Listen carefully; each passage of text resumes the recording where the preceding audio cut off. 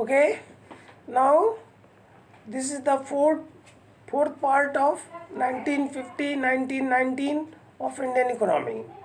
In this video, we will learn about the reforms in Indian agriculture. We have already discussed two reforms. One was the institutional, other was the technical. Now, in this video, we will learn about the general reforms.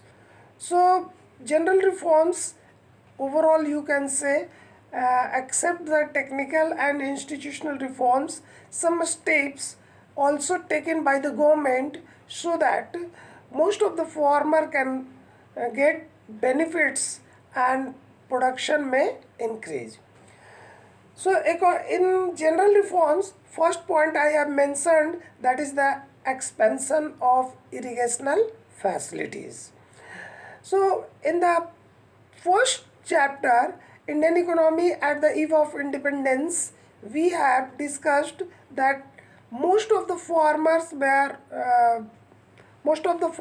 were dependent on monsoons, and due to that there was a high vulnerability in the production. So to solve these problems, the government started to expand the irrigational facilities. So in this point I have mentioned several majors and minor irrigation projects have been launched across different parts of the country. Dry farming has been encouraged and it is in the practice by many farmers. Tube wells and multi-purpose projects also covered large areas for irrigations. Now, come to the provision of credits. As we know that all the farmers have not enough surplus money for the investment purpose, and due to that they face the problem of credits. So in this situation the government has started to provide what credit facilities to the farmers. Is it clear? So in this points I have discussed, rural development banks have been established to cope up with emerging credit needs of the farmers at moderate interest rate.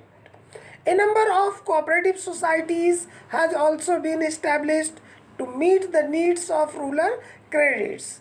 In the year 1982, National Bank for Agriculture and Rural Development was established to institutionalize credit facilities to the farmers. So one thing I also want to mention that the NABARD is a bank which only provides facilities to institution, credit facilities to the institution, not to the farmers. So in other words we can say this is the bank for the rural development, but not directly involved with the farmers, but it is directly involved with rural developments, next cooperative societies and other village related banks. Okay, now come to the third point, regulated markets and cooperative marketing societies.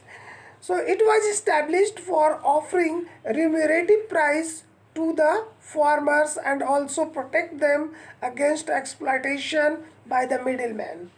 Government has set up a market committee which govern these markets, such as timely payment to the farmers and specify weights and measures which is used.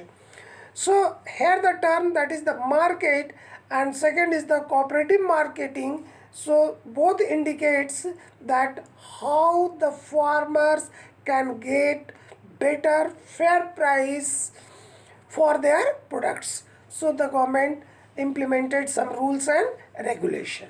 Now come to the next point, that is known as MSP, minimum support price. Under this policy, government assures a minimum price to the farmers to his products. The government is committed to buy the surplus product of the farmers at the minimum support price. This policy helps the farmers to increase production.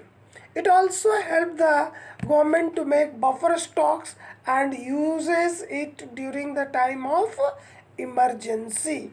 So in this way, we can say the minimum support price helped the farmers to produce more and more, and also it helped the government to face the vulnerable situations uh, when sometimes it creates.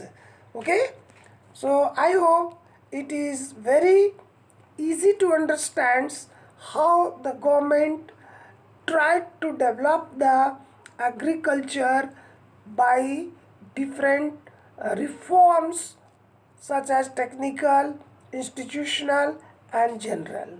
Okay, thank you my dear students.